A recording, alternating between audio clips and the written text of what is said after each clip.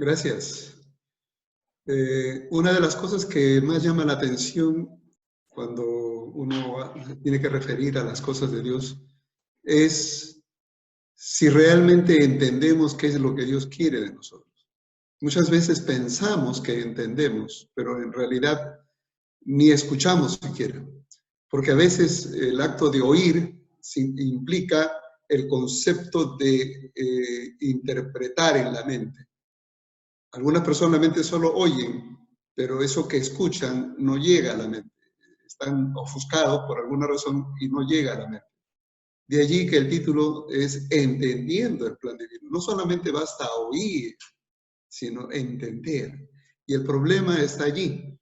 Muchas personas no ven sentido en leer la Biblia. Muchas personas no ven sentido en la religión. Hay personas que consideran que el dedicar un tiempo para el estudio de la Biblia o para orar o para dedicarse a Dios es o una pérdida de tiempo, de estar atrás, ¿no? Que no tenían nada que hacer y se dedicaban a golpear el pecho.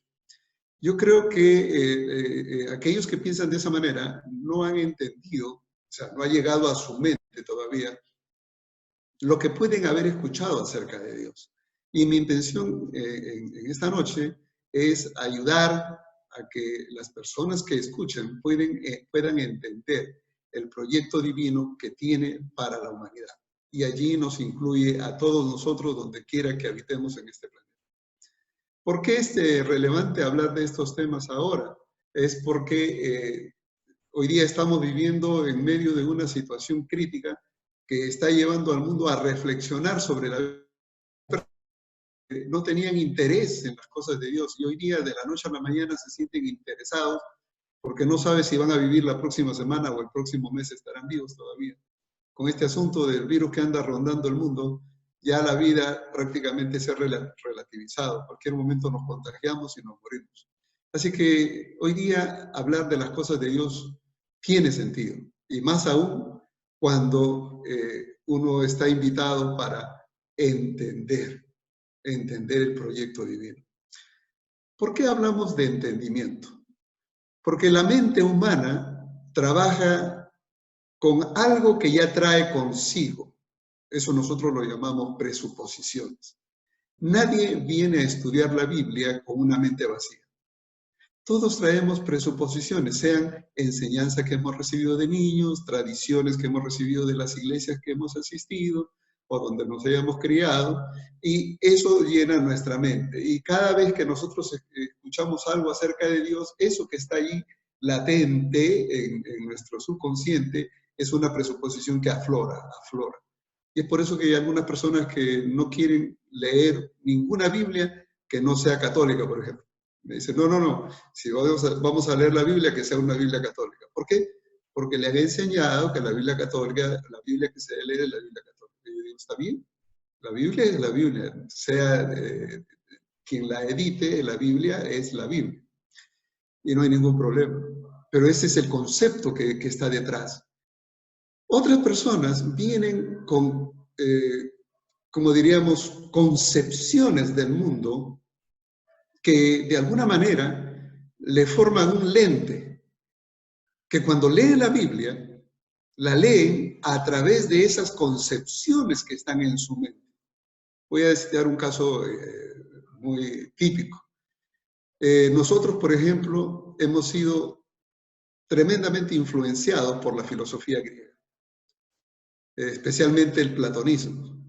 Y el aristotelianismo también, en segundo plano, pero el platonismo está arraigado. Recuerden que Platón fue maestro de Aristóteles. Y tanto Platón como Aristóteles manejaban la misma estructura, solamente con un cambio radical en los componentes. Pero la estructura del mundo era la misma para ambos. ¿A qué me refiero? Es que Platón consideraba que el mundo estaba dividido en dos partes. Una parte que la llamaba atemporal, no hay tiempo, es eterno, y el otro que es temporal, donde el ser humano y la naturaleza está. Por eso que todo es temporal, la muerte viene y pasamos y seguimos. Pero lo que está acá arriba, lo atemporal, eso permanece para siempre. Entonces decía que el mundo está dividido en estos dos elementos y que la comunicación entre ambos mundos no es posible, excepto por algo que él llamaba alma, que pertenece al mundo atemporal, pero que por alguna razón descendió y quedó encarcelado en el cuerpo humano, y ese es el vehículo que el ser humano usa para comunicarse con el mundo atemporal. Entonces, cuando uno toma esa estructura, ¿no?, y empieza a leer la Biblia con esa estructura, lógicamente todo calza, ¿no? Porque entonces decimos, bueno, nosotros somos creación temporal, Dios es eterno y aquí está la eternidad. Nosotros con Dios no podemos comunicarnos sino a través del alma. Entonces, para comunicarme con Dios necesito intermediarios. Y de ahí que surge una nube de intermediarios. Llámenle lo que quieran, pero son intermediarios que hacen la conexión, porque yo personalmente con Dios no me puedo. Entonces, ustedes se pueden dar cuenta que de alguna manera la filosofía ha influenciado en nuestra concepción del mundo, y eso ha hecho que nosotros tengamos una perspectiva diferente a lo que Dios quiere mostrar. Entonces, yo quisiera empezar primero indicando que esa concepción platónica es totalmente equivocada cuando uno la mira desde la perspectiva bíblica. La perspectiva bíblica no nos habla de un Dios lejano que no se puede comunicar con su criatura. No nos habla de dos mundos. Nos habla de una... Entonces yo quiero indicar que para entender la Biblia, uno tiene que deshacerse de esos esquemas filosóficos que de alguna manera han ido alimentando subconscientemente nuestra mente. Y lo peor aún es que mucho de la enseñanza está basada en teología y Tomás de Aquino. ¿Y quiénes eran estos doctores de la ley, diríamos? Agustín, él fue un filósofo y teólogo, y Tomás de Aquino fue también filósofo y teólogo. Lo interesante es que San Agustín tomó la filosofía de Platón, con el esquema platónico, interpretó la doctrina bíblica y así la introdujo al torrente cristiano. Y Santo Tomás tomó el esquema aristotélico y la introdujo también al torrente cristiano. En otras palabras, en la teología católica nosotros encontraremos muchas de las enseñanzas de San Agustín y Santo Tomás de Aquino, que son considerados los doctores de la Iglesia, y que están arraigadas en las enseñanzas que recibimos. De ahí, por un ejemplo común, muere, el alma sale y se va a algún lugar. Entonces la pregunta es, ¿por qué el alma sale del cuerpo? Purgatorio, lo que quieran llamarle, pero sale del cuerpo y sale y se va. El concepto, ya les dije, el alma pertenece a un mundo temporal, eterno, nunca muere, y como está en el cuerpo, que es mortal, al morir el cuerpo, se libre y vuelve a de donde vive. Es el concepto platónico. Eso es lo que nos enseña en el populi de las enseñanzas cristianas. Y filosofía platónica. Y entonces, para la enseñanza es correcta. Entonces, yo diría, claro, si yo me acerco a la Biblia con una mente platónica o aristotélica y comienzo a leer la Biblia, lo voy a tener a estructurar en mi mente una vida, ¿no?, estructurada por una filosofía humana. Y eso es lo que causa distorsión y conflicto. Es por la que yo, por ejemplo, me cuesta creer eso. No puedo. Y no puedo no porque no quiero, lo entiendo, pero entiendo que esa es una concepción humana, no es una concepción divina. Entonces, lo que yo quiero más bien es explicarle qué es el proyecto divino. Ahora, para entender el proyecto divino, nosotros tenemos primero que esclarecer un hecho.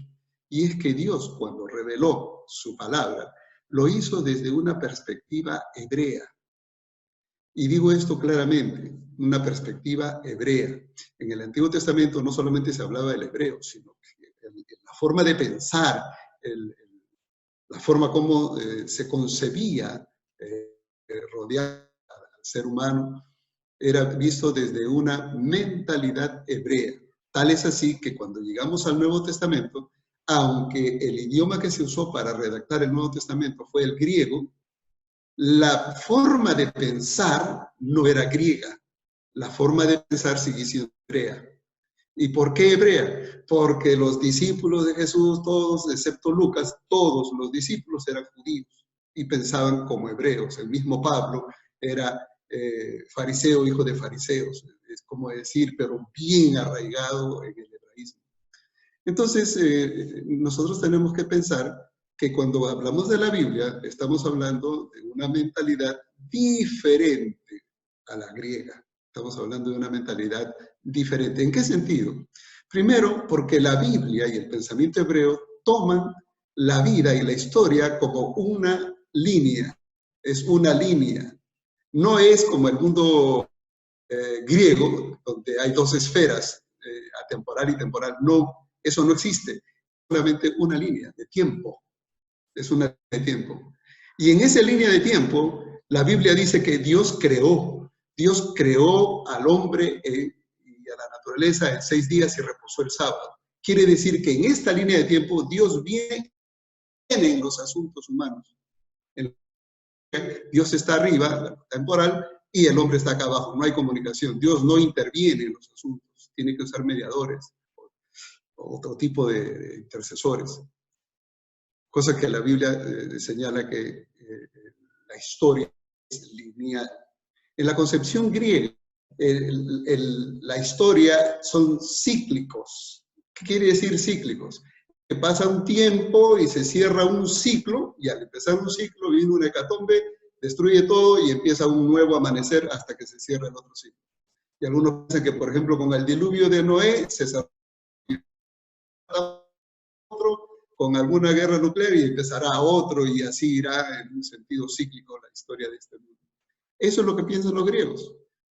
La Biblia, en su mentalidad hebrea, no piensa así. Es una línea. ¿Qué dice esa línea de pensamiento? Que esto tiene un comienzo, Dios vendrá por los suyos.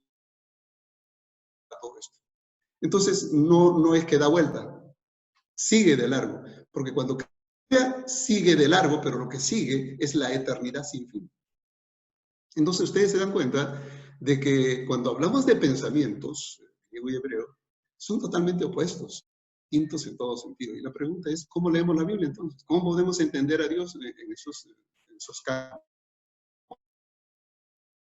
Que cuando uno conversa con algunas personas de diferentes especialidades, de acuerdo a la formación que tengan, van a reaccionar porque el pensamiento que traen detrás en la lectura de la Biblia les alimenta el cerebro. Eso no puede ser, no puede ser. Ya están predispuestos a negar la Biblia. Entonces, una de las primeras cosas es entender cómo funciona la Biblia. La segunda tiene que ver con entender el pensamiento hebreo. El pensamiento hebreo es lineal, la historia es lineal. Dios actúa en el tiempo del hombre, no es que Dios está apartado del tiempo del hombre. Dios sí actúa dentro de las actividades que el ser humano tiene. Viendo desde esa perspectiva, me gustaría indicar qué es lo que Dios se propuso y está dispuesto a retomar y por qué Dios ha escrito la Biblia. O sea, cuál es el significado de tomar tiempo para leer la Biblia. Voy a empezar en un recorrido breve para entender qué es lo que Dios quiere que sepamos. Y desde allí, entonces, viene el entendimiento del plan divino. En primer lugar, cuando lee la Biblia en el Génesis, estamos en el Génesis capítulo 1, versos 27 al 31, uno descubre que Dios creó el mundo en 6 días. Y cuando terminó, hizo al hombre, dice, lo hizo a su y semejanza. Esto es muy importante porque el hombre no es producto de la evolución, no es que un mono se convirtió en ser humano a través de los años. eso lo podrán creer aquellos que tengan ciertas concepciones en su mente, afectados por la filosofía materialista, pero la Biblia nos dice que Dios nos creó a su imagen, a menos que alguien crea que Dios es como un mono, o tendrá ese tipo de Dios en su cabeza. Pero dice que no solamente nos creó a su imagen, sino que además, cuando Dios vio la creación, y voy a leer Génesis 1:31, dice, vio Dios todo lo que había hecho y aquí que era bueno en gran manera. ¿Qué significa esto de bueno en gran manera? Perfecto. ¿Podrá haber algo más bueno en gran manera? Era inmejorable. El mundo, cuando salió de las manos de Dios, era inmejorable. Entonces, si yo tengo que tomar la Biblia desde esa perspectiva de la palabra de Dios, me dice que el mundo fue creado bueno en gran manera, perfecto. ¿En dónde cae el concepto de que yo soy producto de la evolución? Es un problema serio, porque la evolución compite con la Biblia. O yo le creo a los evolucionistas, empezando con Hegel, que hablaba del espíritu eterno, le creo a Marx o le creo a Darwin, no sé. En mi época de estudiante universitario, participé de muchos de esos elementos, pero mi fe en Dios siempre fue clara. Yo creo que Dios hizo las cosas perfectas. Respeto a Hegel, a Marx y a otros, a Engels, pero creo lo que la Biblia dice. Dios nos creó perfectos, bueno en gran manera.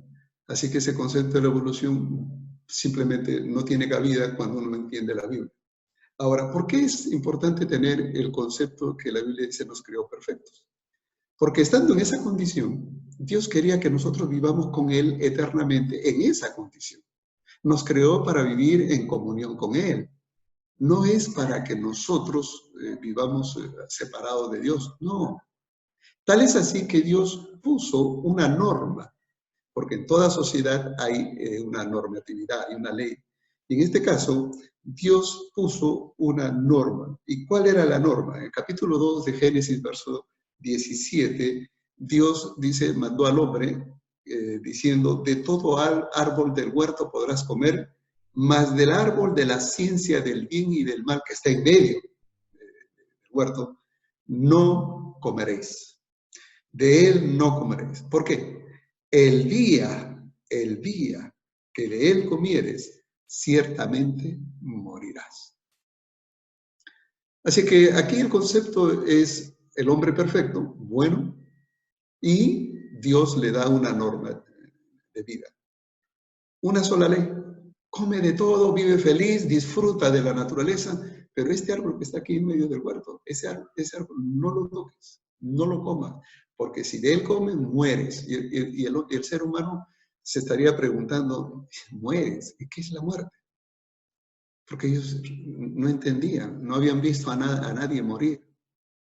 Eran los únicos dos que estaban allí, los animales. No habían muerto. Pero Dios dijo, morirás. Y entonces, en el capítulo 3 de Génesis, aparece la serpiente.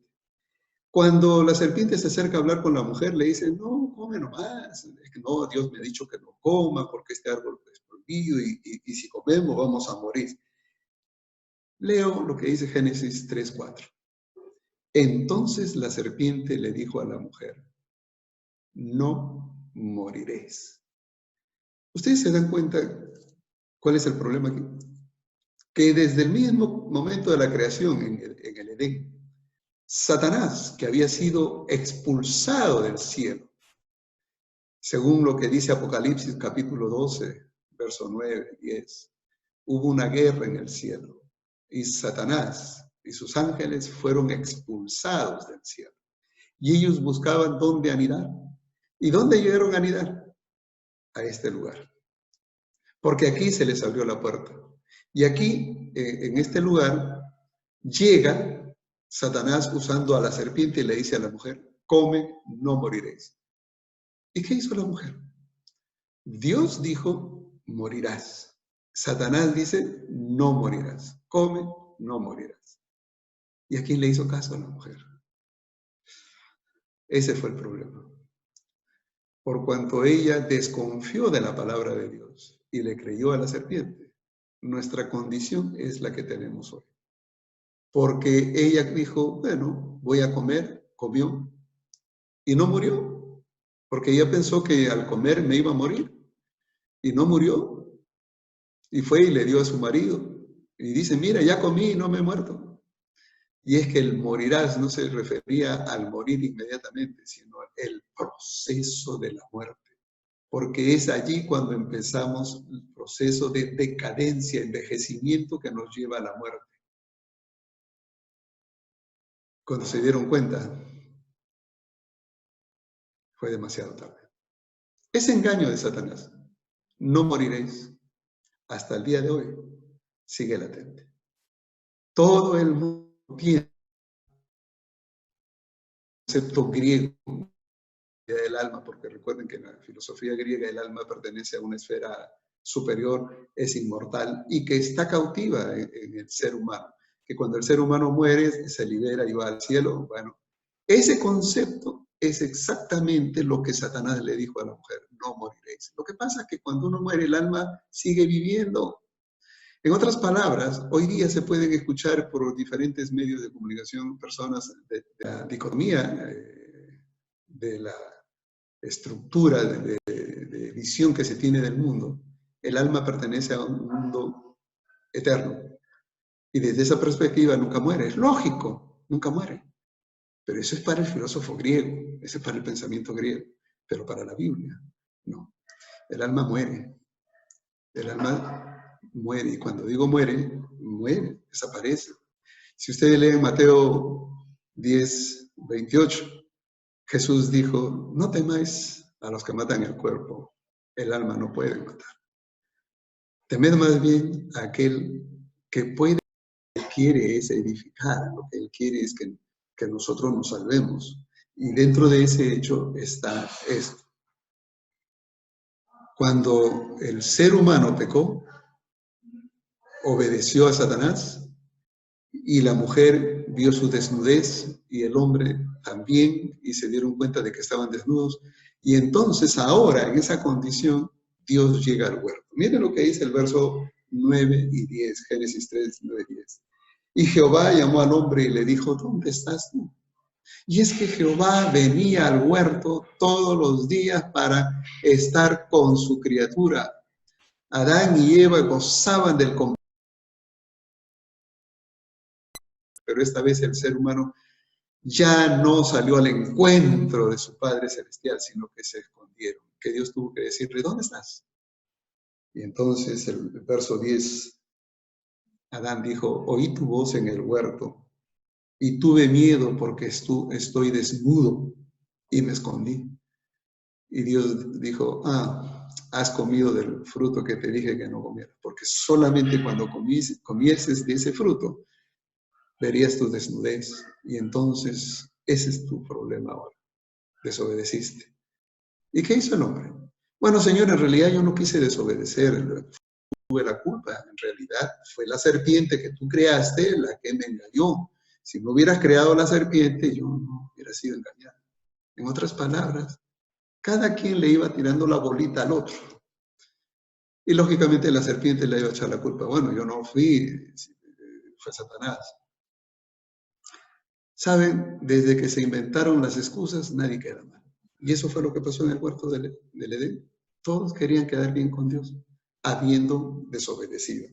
Y en esa condición de pecado, el ser humano fue echado, porque dentro del huerto había un fruto del árbol de la vida.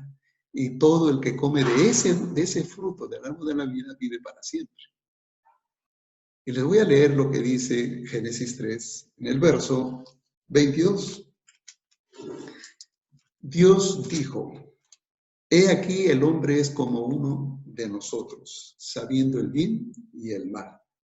Ahora pues, no alargue su mano y tome del árbol de la vida y coma y viva para siempre. ¿Qué está diciendo? El árbol de la vida va a vivir para siempre. Así que con el dolor de su corazón, Dios tuvo que coger a la parejita y ponerlos afuera. desde fuera. ¿Por qué? Porque al no tener acceso al fruto del árbol de la vida, ahora moriría. Y eso es lo que pasa. Cuando nosotros experimentamos la pérdida de un ser querido, ¿qué estamos experimentando?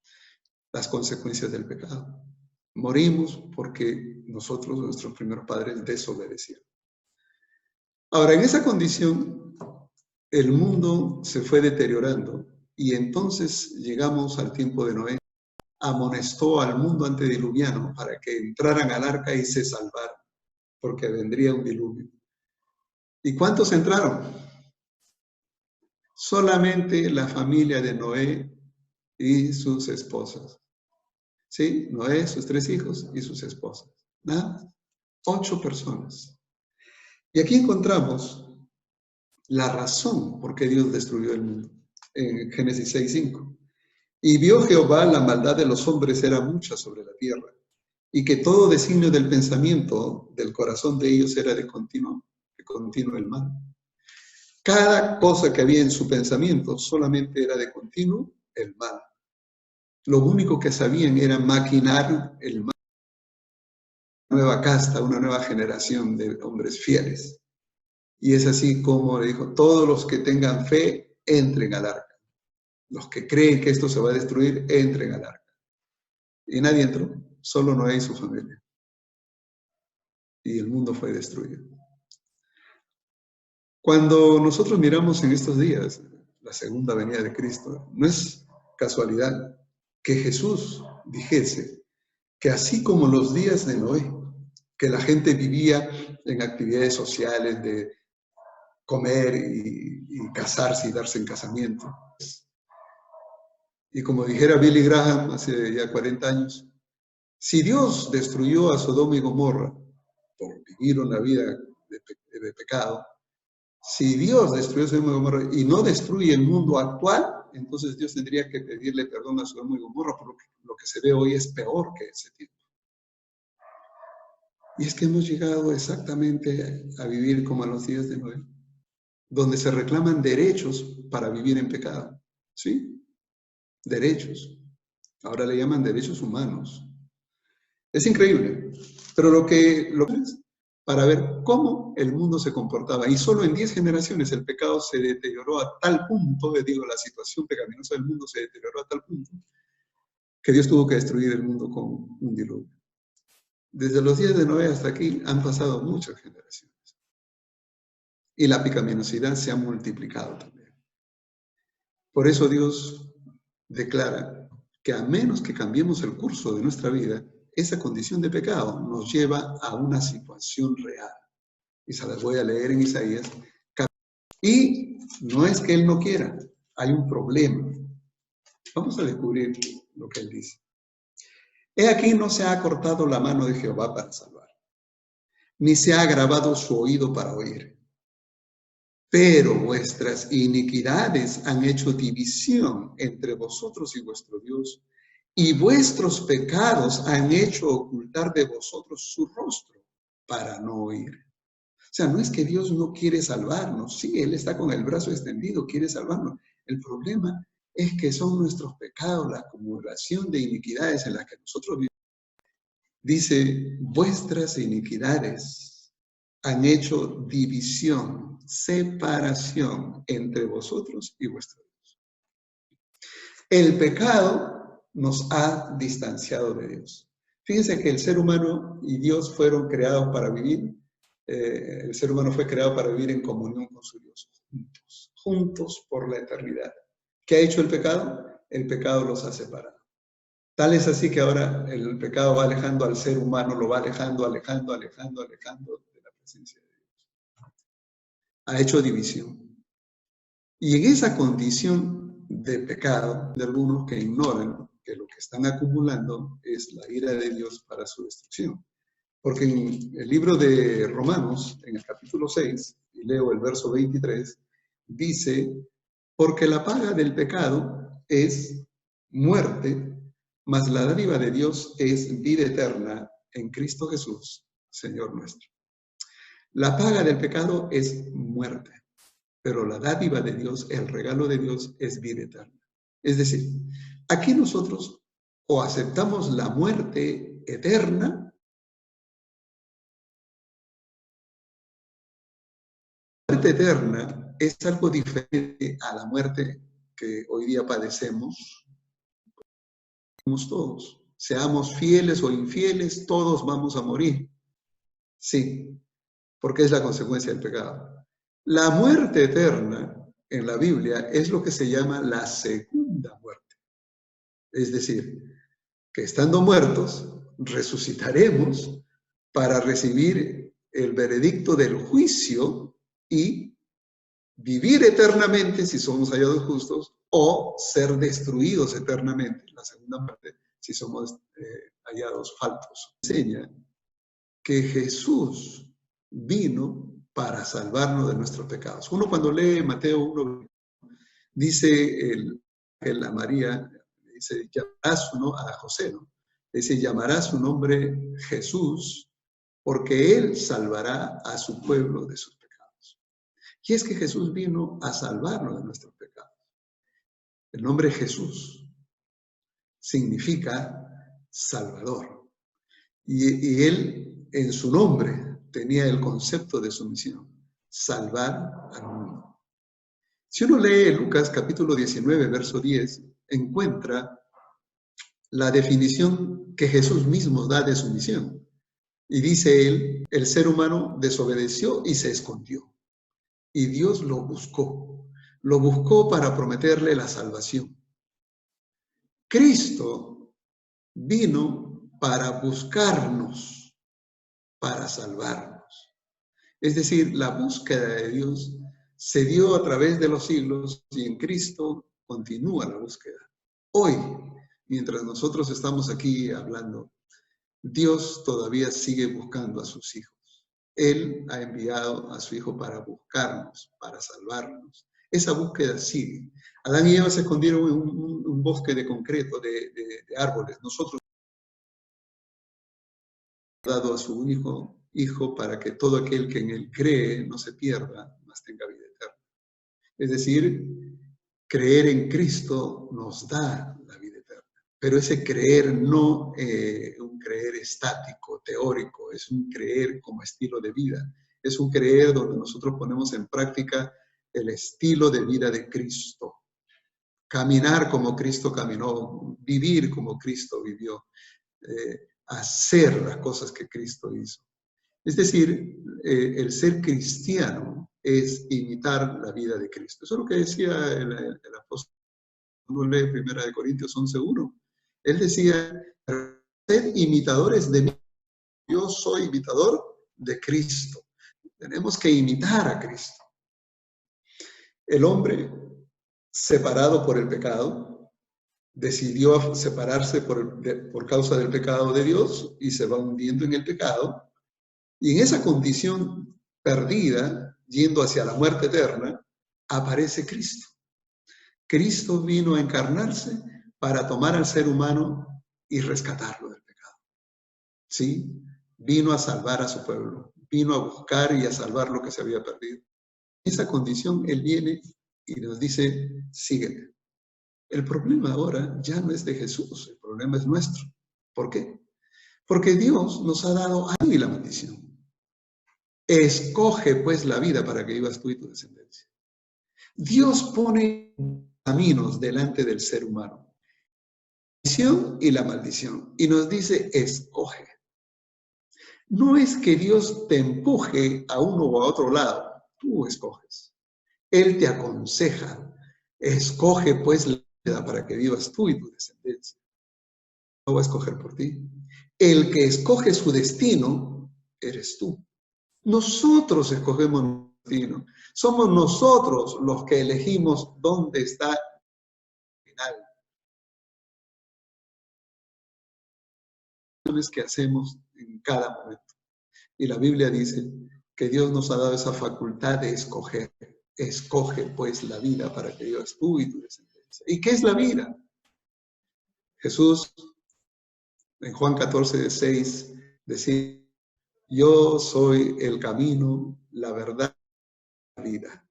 Nadie viene al Padre sino por mí.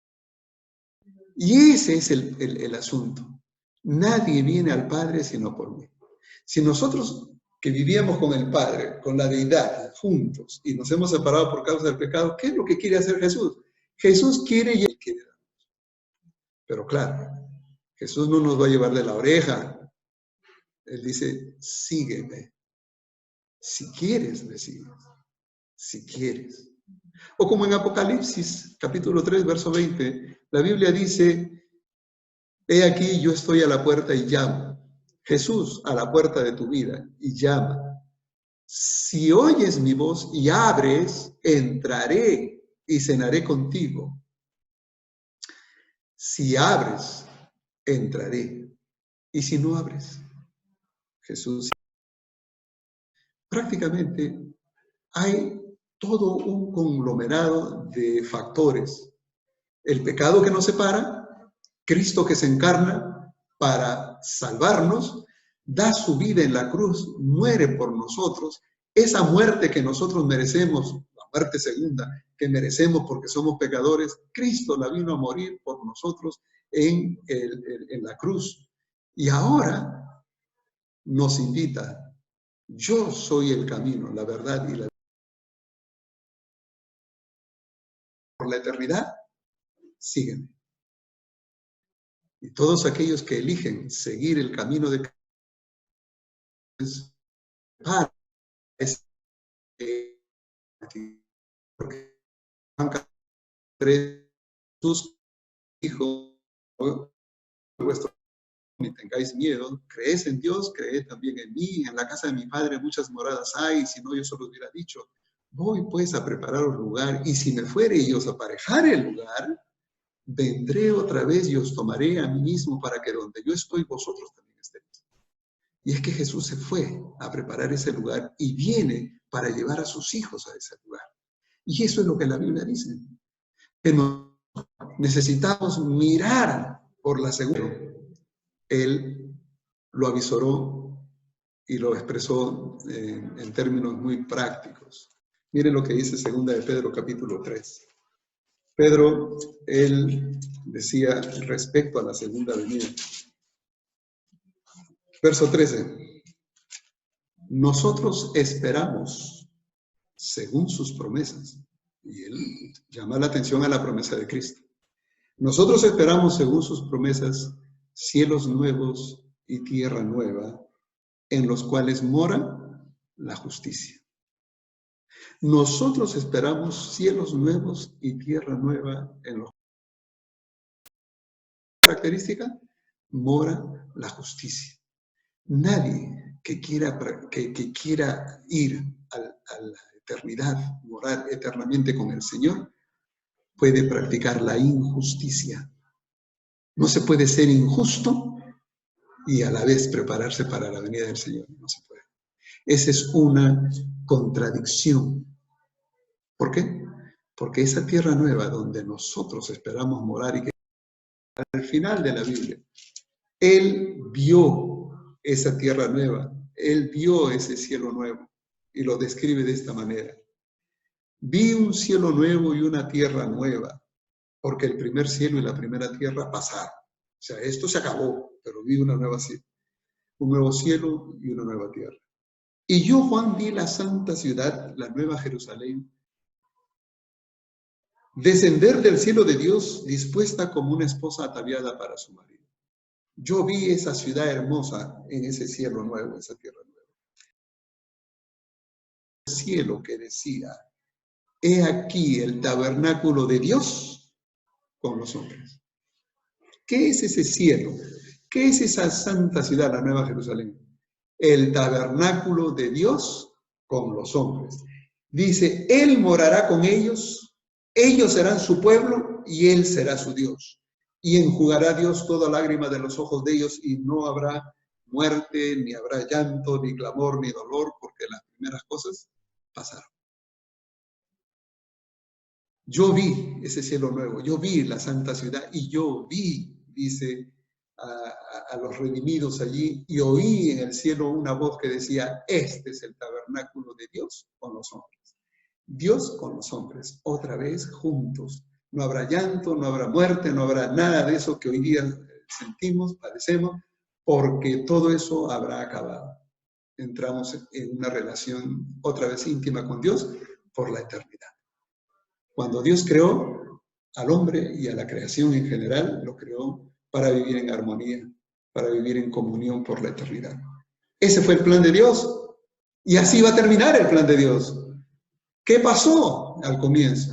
Satanás se metió y a través del pecado separó al hombre de Dios y ha originado toda la perversión que hoy día vivimos. Y para rescatarnos de esa perversión, Cristo vino a morir. Y hoy día Cristo nos señala el camino de regreso a la comunión con el Padre. Y en ese regreso nosotros caminamos con Cristo hacia cielos nuevos y tierra nueva, donde mora la justicia y otra vez Dios y el hombre morarán juntos para la eternidad. ¿Por qué leer la Biblia? Porque la Biblia me muestra de dónde vengo, cuál era el plan de Dios para mí, me muestra cómo está mi situación hoy, qué estoy haciendo aquí, perdido en el pecado, y me muestra el camino de regreso a la comunión con el Padre a través de Jesucristo, hacia un cielo nuevo y una tierra nueva en el cual mora la justicia. La Biblia me dice de dónde vengo, qué hago aquí y hacia dónde voy. La filosofía también habla de eso, pero habla en términos de pensamientos de hombres. La Biblia nos habla en pensamientos y la palabra de Dios. ¿Por qué creerle al hombre y no a Dios? El plan divino para nuestra vida es este. Venimos de un mundo perfecto que fue manchado por el pecado y Dios envió a su Hijo para solucionar el problema del pecado en la cruz y ahora nos lleva de regreso a esa comunión eterna. Desde el Génesis hasta el Apocalipsis, lo que se muestra es una línea en el tiempo donde se muestran los efectos del pecado y la acción de Dios para salvar a la humanidad y que Dios viene por los suyos. De eso trata toda la Biblia. La Biblia nos cuenta todos esos relatos y en medio de ellos nos va indicando cómo vivir la vida entre tanto que esperamos. Por eso, cuando nosotros leemos la Biblia, necesitamos entender que es el proyecto de Dios para la humanidad. En la Biblia está. No está en que te lean la mano o que venga un astrólogo a leerte las cartas. Tu futuro está escrito ya en la Biblia. Hay dos caminos. O te hundes en el pecado con la paga de la muerte, o te tomas de la mano de Cristo y avanzas en la comunión con Dios. Solamente hay dos destinos. La Biblia no habla de un punto medio. O estás conmigo o contra mí. O juntas o desparramas. Cristo fue muy claro. El que no está conmigo, contra mí es. Y en esta hora yo quiero desafiarte a pensar. Si tú tuvieras que vivir, ¿cuántos años más te gustaría vivir? Vamos a decir que quisieras vivir 50 años más. ¿Sí? 50 años más. Dios hoy día quiere hacer un negocio contigo. Él te dice, mira, dame esos 50 años. Dámelos. Camina conmigo esos 50 años. Y yo, en retorno, te doy la eternidad. Y mucha gente dice, no, gracias, no. Prefieren malvivir esos 50 años y perderse para siempre. Pero ese es el negocio de Dios. Quiere que cada uno de nosotros le demos nuestra vida, se la dediquemos a Él. Y Él, en retorno, nos llevará a esas mansiones eternas que ha prometido. Te invito a reflexionar. Te invito a pensar en el proyecto divino para ti y tu familia.